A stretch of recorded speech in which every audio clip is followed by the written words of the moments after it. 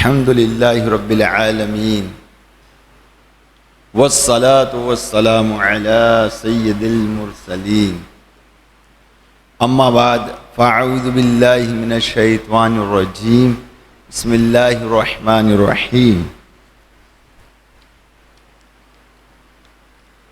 الصلاة والسلام عليك يا رسول الله وعلى آلك وصحابك يا حبيب الله الصلاة والسلام عليك يا نبي الله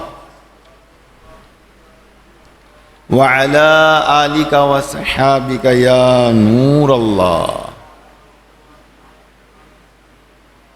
اللهم صل وسلم وبارك على سيدنا ومولانا محمد النبي الأمي الحبيب العالي القدر العظيم الجاه وعلى آله وصحابه وبارك وسلم صلاة وسلاما عليك يا سيدي يا سيدي يا مكي يا مدني يا عربي يا قريشي يا هاشمي يا ملجا يا طبيبي يا كريمي يا رسول اللہ. نور کے پیکر تمام نبیوں کے سرور صلی اللہ تعالی علیہ وآلہ وسلم کا فرمان عالی شان ہے، تم اپنی مجلسوں کو مجھ پر درود پاک پڑھ کر آرستہ کرو. تمہارا مجھ پر درود پڑھنا بروز قیامت تمہارے لیے نور ہوگا. صلو علی الحبیب اللہم صلی وسلم وبارک علی سیدنا و مولانا محمد النبی الامی الحبیب العالی القدر العظیم الجاہ وعلی آلہ وصحابہ وبارک وسلم صلاة و سلاما علیکہ یا سیدی یا مکی یا مدنی یا عربی یا قریشی یا ہاشمی یا ملجا یا طبیبی یا کریمی یا رسول اللہ. تنبیہ الغافلین میں حضرت ابو سعید خدری رضی اللہ تعالی عنہ سے روایت ہے کہ ایک آدمی مدنی تاجدار صلی اللہ علیہ وآلہ وسلم کی خدمت عالیہ میں حاضر ہوا اور کہنے لگا، یا رسول اللہ صلی اللہ علیہ وآلہ وسلم مجھے کوئی نصیحت فرمائیے.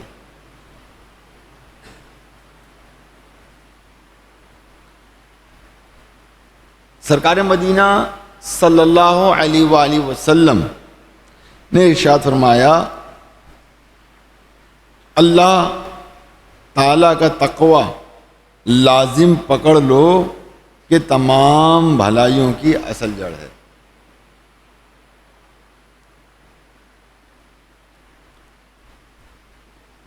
بھلائی تو ہم سبھی طلب کرتے ہیں کہ ہمیں بھلائی چاہیے، برائی تو کسی کو بھی نہیں چاہیے نا. یہ چاہیے کسی کو بھی نہیں چاہیے. تو بھلائیاں ہماری تقوی میں ہمیں عطا کر دی گئی ہیں.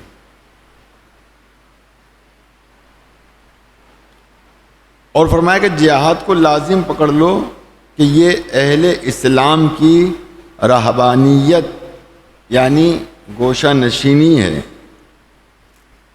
ذکر اللہ، تلاوت قرآن نے پاک کی پابندی کرو کہ یہ تمہارے لیے زمین میں نور ہوگا اور آسمانوں میں تمہارے تذکرے کا باعث ہوگا. اور کلمہ خیر کے سوا اپنی زبان کی حفاظت کرو کہ اس کی بدولت تم شیطان پر غلبہ پالو گے. پیارے محترم اسلام بھائی، یہ حدیث مبارکہ جو میں نے سنائی اور آپ نے سنی،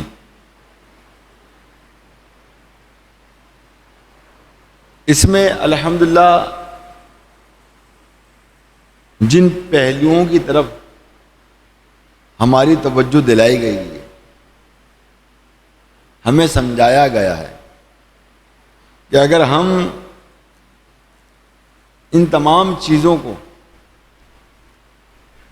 پکڑ لیں اور اپنے عمل میں لے آئیں تو ہم دنیا کی زندگی میں کامیاب اور کامران ہو جائیں گے۔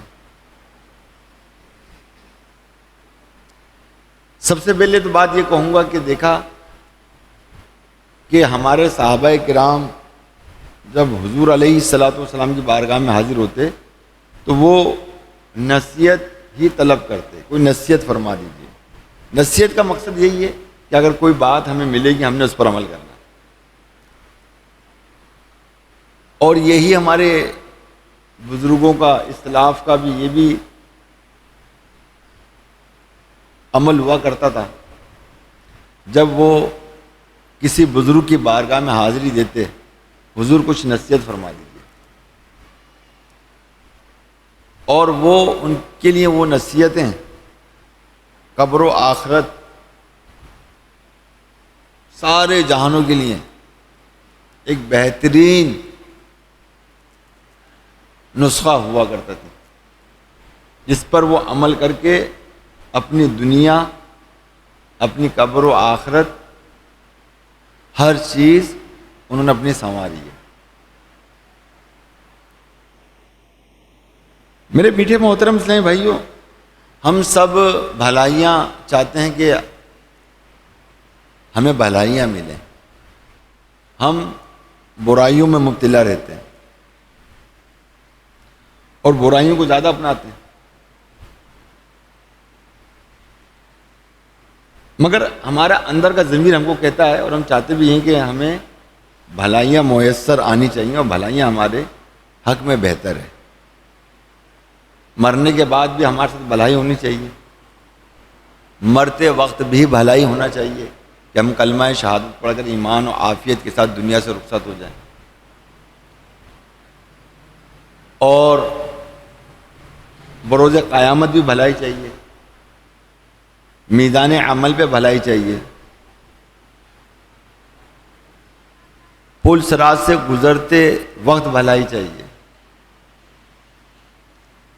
تو اب تمام بھلائیوں کی جو اصل جڑ ہے وہ تقوی اور پرہیزگاری ہے، اللہ سے ڈرنا، خوف خدا رکھنا، اس کی اطاعت کرنا، اس کا حکم ماننا، اور اس نے جو ہمیں عمل کرنے کا حکم دیا اس پر عمل کرنا، اور جس سے منع کیا اس سے رک جانا، اور خوب اپنی زندگی کو تقوی پرہیزگاری سے گزارنا، یہ تمام بھلائیوں کی اصل جڑ ہے۔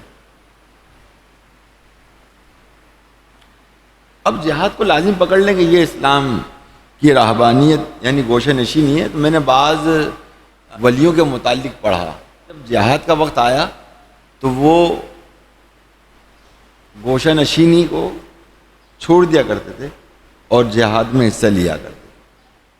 اب ظاہر ہے کہ جو دور جس حساب سے چل رہا ہے گوشہ نشینی کے اعتبار سے، کہ ایمان کی حفاظت سے، تو ہمیں اپنے گھر کے اندر رہ کر اس انداز میں رہنا چاہیے کہ بہت ساری چیزوں سے بچیں، گناہوں سے بچیں، گناہوں کی لذت سے بچیں، برائیوں سے بچیں، اور جس کے ذریعے برائی پیدا ہوتی ہے اس طرف نہ بڑھیں۔ تو ہم گھر میں بھی رہ کے گوشہ نشینی اختیار کر سکتے ہیں۔ اب آگے جو بات ارشاد فرمائی گئی کہ ذکر اللہ اور تلاوت قرآن پاک کی پابندی کرو کہ یہ تمہارے لیے زمین میں نور ہوگا اور آسمانوں میں تمہارے تذکرے کا باعث ہوگا، یعنی گویا کہ تمہارا ذکر ہوگا کہ جب تم اللہ کا ذکر کرو گے اور تلاوت قرآن پاک پڑھو گے، اور اپنی زبان سے جو ہے فضول کلمہ نہ نکالو سوائے خیر کے، ہے نا، زبان سے کوئی بات نکالو، کلمہ خیر نکالو، اور زبان کی حفاظت کرو کہ اس کی بدولت شیطان پہ غلبہ پالو گے۔ شیطان بہت ساری چیزیں انسان کے اندر تیش دلاتا ہے نا، کسی کو کوئی اس کے خلاف کے مزاج بات کرتے ہیں، ادھر سے وہ شروع ہوتا ہے، ادھر سے یہ شروع ہوتا ہے، شیطان انہیں چیزوں کو پسند کرتا، پھر دونوں میں بلاسٹ ہو جاتا ہے، یعنی جھگڑا ہو جاتا ہے۔ تو لہذا کہ شیطان پہ غلبہ حاصل کرنا ہے تو پھر زبان کو قابو میں رکھ۔ اور زمین پہ جو ہے پیارے اسلام بھائیوں اللہ کا ذکر اور تلاوت قرآن پاک جو ہے کرنے والے کے لیے زمین میں نور ہوگا اور آسمانوں میں تذکرے کا باعث ہوگا۔ اور اب جیسا کہ آپ جانتے ہیں کہ قرآن پاک پڑھنے کا جو رجحان ہے وہ نہیں ہے ہمارے درمیان۔ ہمیں جس طرح قرآن پاک پڑھنا چاہیے، بلکہ بچے جو حافظ قرآن ہوتے ہیں وہ بھی نہیں پڑھتے۔ اس وقت دعوت اسلامی کی برکت سے کراچی کے اندر ہر مسجد کے اندر آپ کو حافظ قرآن بچہ ملے گا، یعنی اتنے حافظ قرآن ہیں۔ مگر ان بچوں سے پوچھا جائے بیٹا تم قرآن پاک کھولتے ہو تو بولیں نہیں، یہ کھولتے نہیں، پڑھتے نہیں ہیں، منزلیں اپنی جو ہے وہ کمزور کر لیتے ہیں، پھر اس قابل نہیں رہتے کہ وہ کہیں مصلی سنا سکیں۔ مصلی تو وہی سنا سکتا ہے کہ جس کی منزلیں مضبوط ہوں، پختہ ہوں، اور وہ سالہ سال قرآن پاک پڑھتا ہوں۔ قرآن پاک کو جو ہے وہ ظاہر ہے کہ ہمیں ثواب کی نیت سے پڑھنا چاہیے، اور پڑھتے بھی ثواب کی نیت سے ہیں، اور ثواب کے حوالے سے یہ ثواب یہ ثواب یہ ثواب نہ ہم کو اہمیت نہیں دیتے۔ آپ یہ بتاؤ کہ 1 کے 2 روپے کیسے بنتے، یہ بتاؤ 100 روپے خرچہ کیا تو یہ 150 روپے کیسے بنیں گے، اس کے بارے میں بتائیے مجھے۔ میرے پیارے اسلامی بھائیوں، قرآن پاک کی تلاوت کرنا بہت ہی بڑی سعادت ہے، اور اللہ تبارک و تعالیٰ نے اس کے بڑے فضائل رکھے ہیں، بڑے برکات رکھے ہیں۔ ان کا باقاعدہ جو ہے اللہ تعالیٰ نے جو ہے قرآن پاک پڑھنے والوں کے لیے جو ہے، جو قرآن سے ذوق رکھتے ہیں، قرآن کی تلاوت کرتے ہیں، قرآنوں کو ہاتھ میں لیتے ہیں، قرآن کی زیارت کرتے ہیں، تو اللہ تبارک و تعالیٰ نے بہت ساری رحمتوں اظہار فرمایا ہے۔ آئیے ایک واقعہ اس حوالے سے آپ کو سناتا ہوں۔ حضرت اسید بن حدیر رضی اللہ تعالی عنہ، یہ صحابی رسول ہیں۔ ایک رات آپ قرآن مجید کی تلاوت فرما رہے تھے، قریب ہی گھوڑا بندھا ہوا تھا، قریب میں گھوڑا بندھا ہوا تھا۔ اچانک گھوڑا اچھلنے لگا، گھوڑا جو تھا اچھلنے لگا۔ اچانک حضرت اسید رضی اللہ تعالیٰ عنہ نے تلاوت کو رک گئے، گھوڑا پھر پرسکون ہو گیا۔ آپ نے دوبارہ تلاوت شروع کی تو گھوڑا دوبارہ اچھلنے لگا۔ 3 مرتبہ یوں ہی ہوا۔ حضرت اسید رضی اللہ تعالیٰ عنہ فرماتے ہیں کہ مجھے خدشہ ہوا کہ کہیں گھوڑا میرے بیٹے کو نہ رون ڈالے، لہذا میں گھوڑے کو پکڑنے کے لیے کھڑا ہوا تو میں نے دیکھا کہ میرے سر پر ایک چھتری سایہ فگن ہے جس میں چراغ روشن ہے۔ پھر وہ فضا میں گم ہو کر میری نگاہوں سے اوجھل ہو گئی۔ صبح کے وقت میں نے بارگاہ رسالت مآب صلی اللہ تعالی علیہ وسلم میں حاضر ہو کر عرض کیا کہ یا رسول اللہ صلی اللہ تعالی علیہ وآلہ وسلم، گزشتہ رات اپنے استبل میں قرآن پاک کی تلاوت کر رہا تھا، میرا گھوڑا اچھلنے لگا۔ جب میں باہر آیا تو میں نے اپنے سر پر ایک چھتری کو سایہ فگن دیکھا جس میں چراغ روشن تھے۔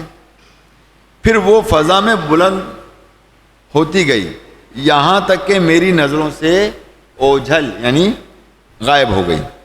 اس وقت میرا بیٹا گھوڑے کے قریب تھا، مجھے خوف محسوس ہوا کہ کہیں گھوڑا اسے رون نہ ڈالے۔ یہ سن کر حضور تاجدار مدینہ صلی اللہ تعالی علیہ وآلہ وسلم نے ارشاد فرمایا یہ فرشتے تھے۔ کون تھے یہ فرشتے تھے جو تمہاری قرات سننے آئے تھے، اور اگر تم تلاوت کرتے رہتے تو صبح لوگ انہیں دیکھتے اور ان میں سے کوئی پوشیدہ نہ رہتا۔ اگر تم صبح تک تلاوت کرتے رہتے تو پھر یہ لوگوں کے سامنے آشکار ہو جاتے، ظاہر ہو جاتے، اور کوئی چیز پوشیدہ نہ رہتی. دیکھا پیار سے؟ تلاوت وہ ہے کہ تلاوت جب ہم کرتے ہیں فرشتے سنتے ہیں. سبحان اللہ تو کہتے ہیں یار. تلاوت جب ہم کرتے ہیں تو فرشتے سنتے ہیں، اور ان تلاوت کی برکت سے الحمدللہ الحمدللہ اللہ تبارک و تعالی کے محبوب علیہ الصلوۃ والسلام نے جیسے کہ ارشاد فرمایا، جو لوگ تلاوت کرتے ہیں، اللہ کا ذکر کرتے ہیں، تو یہ تلاوت کرنا یہ اس کے لیے زمین میں نور ہوگا. ہم بعض لوگوں کو دیکھتے ہیں کہ چہرے پر نور ہوتے ہیں. کیا وجہ پر نور ہوتے ہیں؟ کیونکہ وہ تلاوت قرآن پاک اور اللہ کا ذکر میں اپنا وقت صرف کرتے ہیں. ان کے چہرے نمایاں ہوتے ہیں، خوش نما چہرے ہوتے ہیں. اور میں نے ایسے ایسے روشن چہرے دیکھے ہیں، یقین جانیے کہ بس بیان سے باہر ہے. تو پیارے محترم سمجھ، آج قرآن پاک کی تلاوت جو ہے وہ سیزن پہ چلی گئی ہے. کس پہ چلی گئی ہے؟ سیزن پہ چلی گئی ہے. سیزن ہوتا ہے ہمارا، ہم اس پہ تلاوت کرتے ہیں. سیزن کون سا ہے جناب؟ رمضان مبارک. باقی کیا سیزن نہیں ہے؟ باقی سیزن نہیں ہے. ارے بھائی رمضان آ گئے، اگر رمضان کے اندر بھی قرآن نہیں کھولا، ہاں کھولتا ہوں. امی جان کھولتا ہوں، ابو جان کھولتا ہوں. اچھا یہ رمضان آ گیا، رمضان میں تلاوت شروع ہو گئی. اچھا آپ نے یہ چیز دیکھی ہوگی، رمضان میں جب تلاوت ہم لوگ کرتے ہیں، تلاوت کرتے ہیں اور پھر ہم تراویح پڑھتے ہیں، تو قرآن کی ایک محبت اور پیار ہمیں جو نا وہ صرف رمضان میں نظر آتا ہے. اور مجھ جیسے مطلب یہ کہ ناظرہ کرنے والے بھی یہ سوچتے ہیں یار میں نے قرآن حفظ کیوں نہیں کیا.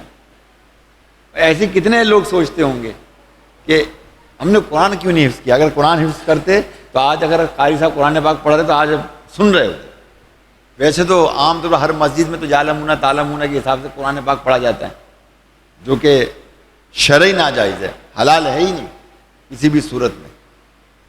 اچھا امام صاحب تھوڑا لیٹ کر دیں تو پھر دیکھیں آپ، ارے امام صاحب بہت لمبا پڑھا دیا، ٹانگیں توڑ دیں. آج تو آپ نے ٹانگیں توڑ دی. آپ کو پتہ ہے نماز کون سی افضل ہے؟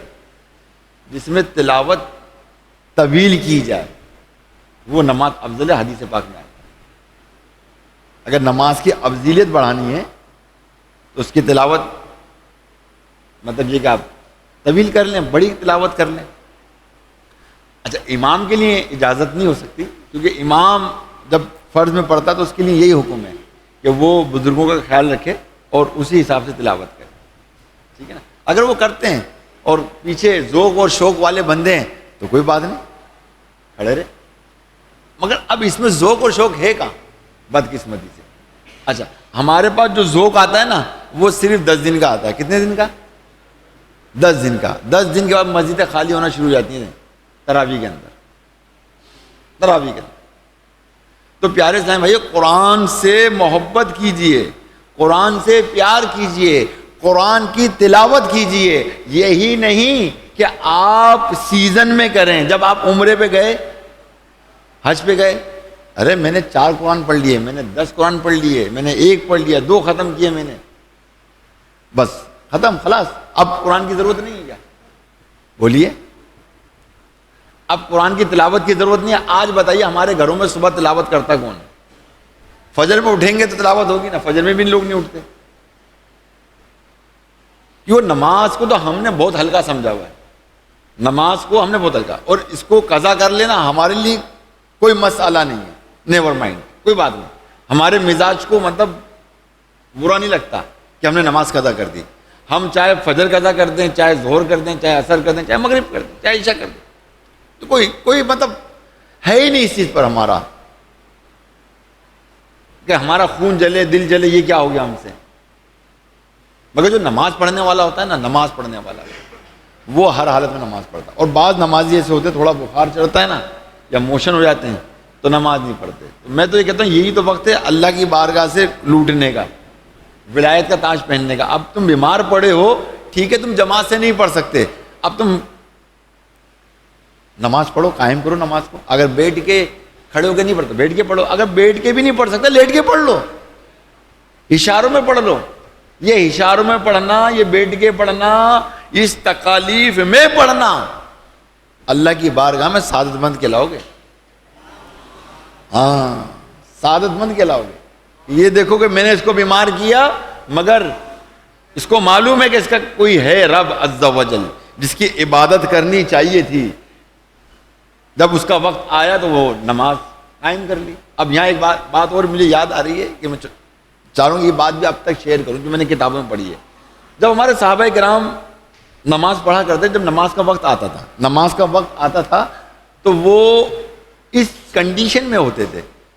ان کی کیفیت یہ ہوتی تھی جب نماز کا وقت آتا تھا تو وہ کسی کو پہچانتے نہیں تھے، خالی اللہ کی عبادت کرتے تھے. ایسے ہو جایا کرتے تھے کہ جیسے کہ مطلب ہم ایک دوسرے کو جانتے ہی نہیں ہیں. اب وقت اللہ کی عبادت کا، ریاضت کا ہے. اب لہٰذا اس کی عبادت، اس کی ریاضت کی جائے، خلاص اس کے بعد ہوگی جو بات ہوگی. اور اب حالت ہماری، ہم یہاں نماز پڑھتے کوئی ملنے آ گیا بس جلدی سلام پھر اس سے ملو یار، جبکہ وہ نماز کے وقت کے دوران نا. اب دیکھیں نا اذان ہوتی ہے، نمازی کی حالت بتا رہا ہوں، معذرت خواہوں مطلب یہ نمازی کی حالت، ارے کیا سنت غیر موقت ہے، پڑھ لیں گے کیا ہے مطلب، چلو ابھی ٹائم ہے. پتہ لگا کہ وہ باتیں کرتے رہے اور وہ ٹائم سنتوں کا نکال دیا اور پھر ہم نے جو ہے جماعت پکڑی. شارٹ کٹ ہمارے اندر بہت کچھ ہے. ہاں جہاں ہم پر لازم ہوگا نہیں یار ہمیں تو ظہر کی 4 سنتیں پڑھنی ہے تو پھر ہم جلدی پہنچتے ہیں. عصر میں بنسبت ہم دیر سے پہنچتے ہیں نماز پڑھنے کے لیے، جبکہ عصر کی سنت پڑھنے والے کے لیے یہ فضیلت ہے کہ جو عصر کی سنت پڑھتا ہے اللہ تبارک و تعالیٰ اس کی بخشش و مغفرت فرما دیتا. تو بہرحال میرے پیارے اسلامی بھائیو، میری بات نماز پہ جائے گی، میں واپس آتا ہوں کہ قرآن پاک کو ہم سیزن ہو گیا ہمارے لیے پڑھنے کے لیے. اور جبکہ قرآن پاک کی جو تلاوت ہے وہ کس قدر مطلب یہ ہے کہ فضیلت رکھتی ہے. اور اللہ کے نبی علیہ الصلوۃ والسلام نے ایک بارے میں ارشاد فرمایا، آئیے آپ کو روایت سناتا ہوں تاکہ ہم اس بات پر کاربند ہو جائیں کہ اگر ہم سیزن کے اندر قرآن پاک پڑھتے ہیں، رمضان میں قرآن پاک پڑھتے ہیں، تو اب ہم نے اس کے علاوہ بھی قرآن پاک پڑھنا ہے. اس نیت کے حساب سے میں انشاءاللہ آج کا بیان کر رہا ہوں. پیارے آقا مدینے والے مصطفیٰ صلی اللہ تعالی علیہ وآلہ وسلم نے ارشاد فرمایا، قیامت کے دن قرآن پڑھنے والا آئے گا. جو قرآن پڑھنے والا ہوگا وہ آئے گا. قرآن پڑھنے والا آئے گا تو قرآن عرض کرے گا یا رب کریم عز و جل، اسے حلہ یعنی جنتی لباس پہنا. سبحان اللہ کہنا ہے، میں کہوں گا تو کہیں گے آپ سبحان اللہ. قرآن کہتا ہے، قرآن کیا کہتا ہے کہ اللہ اس کو جنتی لباس پہنا، جنتی لباس کو پہنا تو اسے کرامت کا حلہ یعنی بزرگی والا جنتی لباس پہنایا جائے گا. پھر قرآن عرض کرے گا یا رب کریم عز و جل، اس میں اضافہ فرما تو اسے کرامت کا تاج پہنایا جائے گا. پھر قرآن عرض کرے گا یا رب عز و جل، اس سے تو راضی ہو جا، تو اللہ پاک اس سے راضی ہو جائے گا.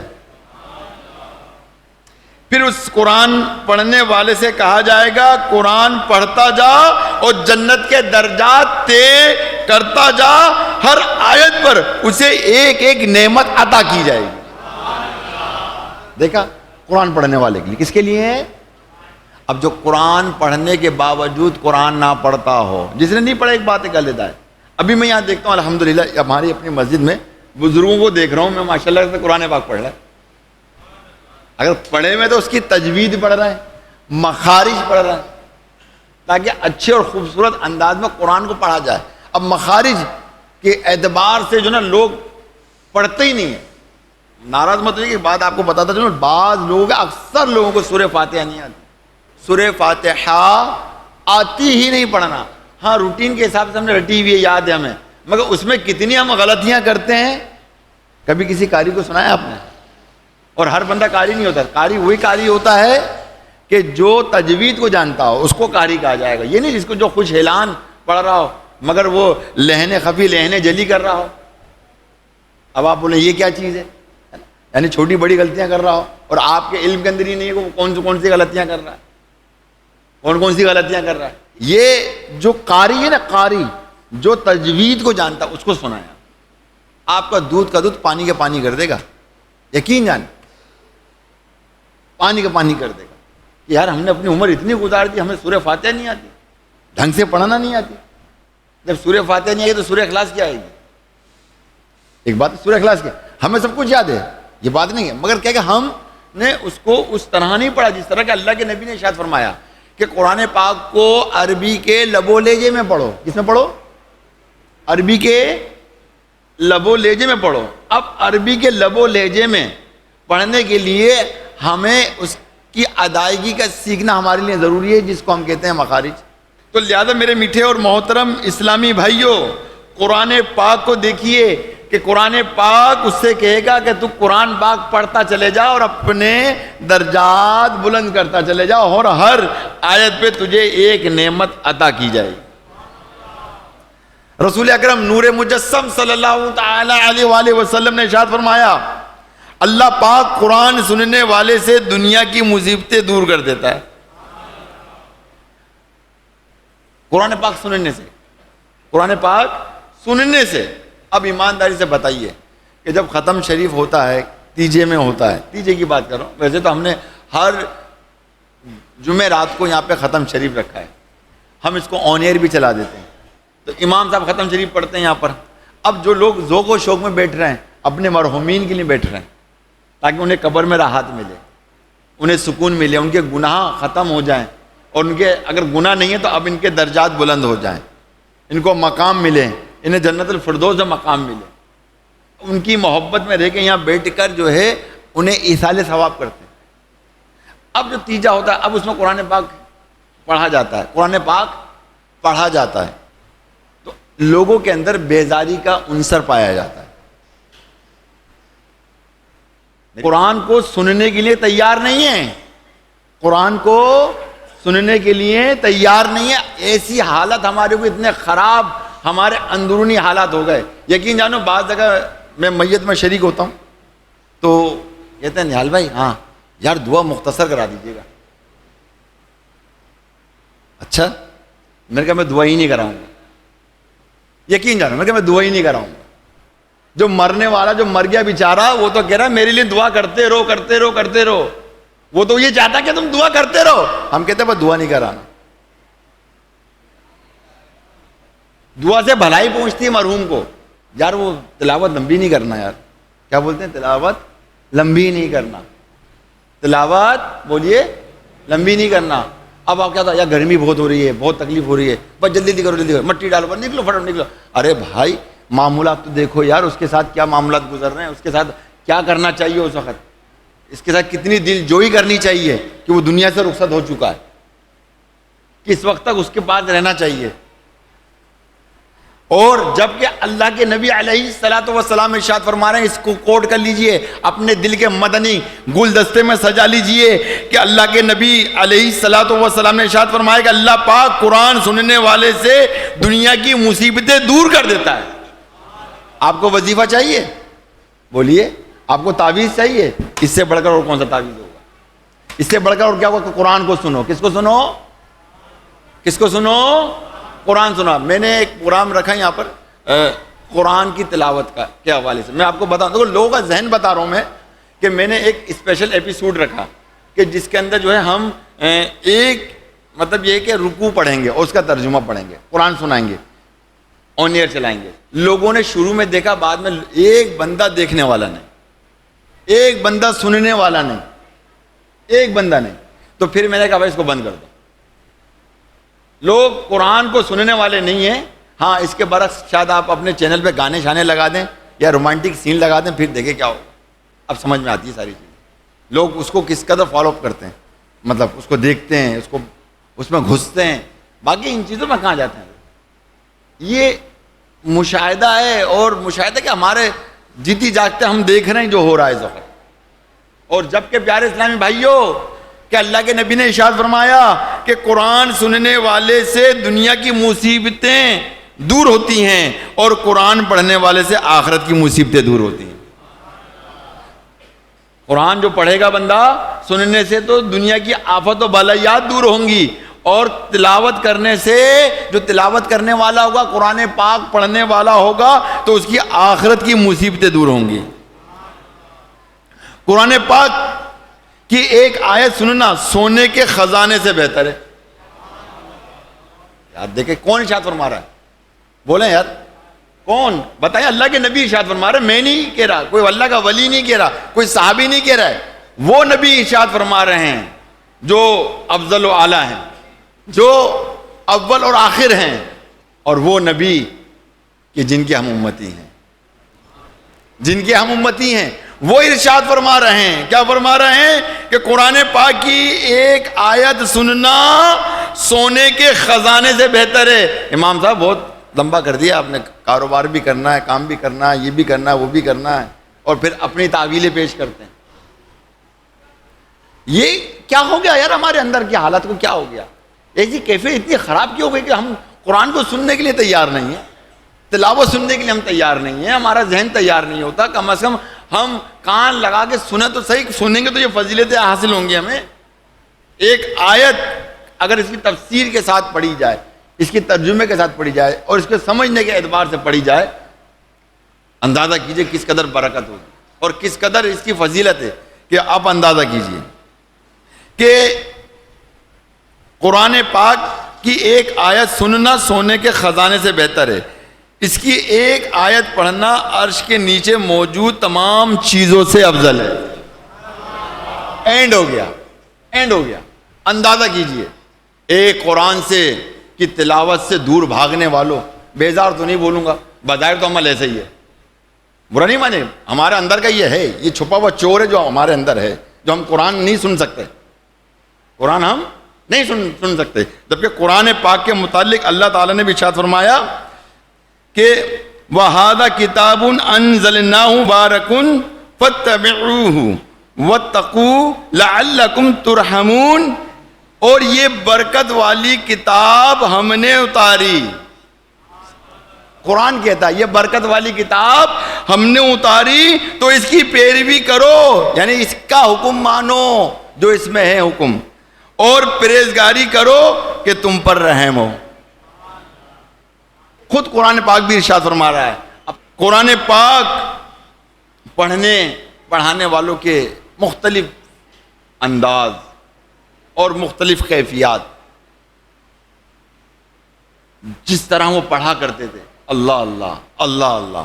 ابو بکر صدیق رضی اللہ تعالی عنہ کے متعلق ملتا ہے کہ آپ نے اپنے گھر میں ایک مسجد بنائی تھی، جب مسجد کا حکم نہیں ہوا تھا تو آپ وہاں بیٹھ کر تلاوت کیا کرتے تھے، اور اتنے سوز بھری تلاوت کرتے تھے کہ آپ کی تلاوت سن کر کفار مسلمان ہو جایا کرتے تھے،